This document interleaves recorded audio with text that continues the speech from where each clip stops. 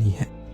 اب آتے ہیں اس سوال کی طرف جو بڑے بڑے عقل مندوں کو چکرا دیتا ہے کہ امریکہ دنیا کا سب سے بڑا آئل پروڈیوسر تو ہے، لیکن پھر بھی وہ اپنے تیل کو استعمال کیوں نہیں کر سکتا؟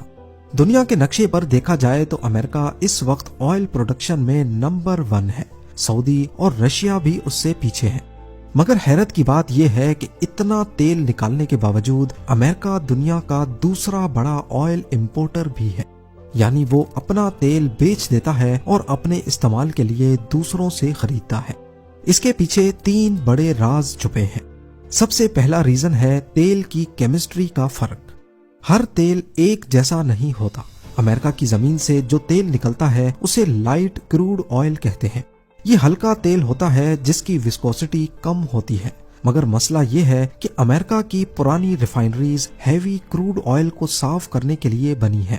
یہ ریفائنریز اس وقت بنائی گئی تھیں جب امریکہ میکسیکو اور وینزویلا سے گاڑھا تیل منگواتا تھا۔ اب اگر وہ اپنا ہلکا تیل صاف کرنا چاہیں تو انہیں پوری ٹیکنالوجی بدلنی پڑے گی، جس پر $200 بلین سے بھی زیادہ کا خرچہ آئے گا۔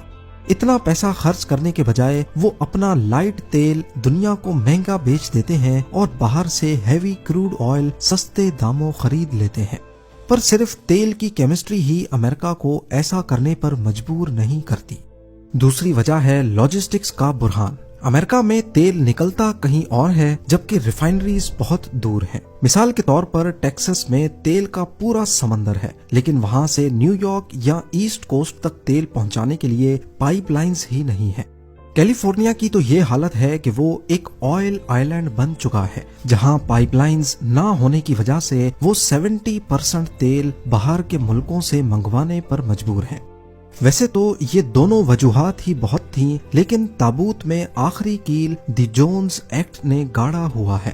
ورلڈ وار 1 میں امریکن سولجرز اور سامان کو سمندر پار لے جانے کے لیے ایک بڑا مسئلہ پیش آیا۔ امریکہ کے پاس اپنے اتنے جہاز ہی نہیں تھے جو ان کے سولجرز کو سمندر پار لے کے جائیں۔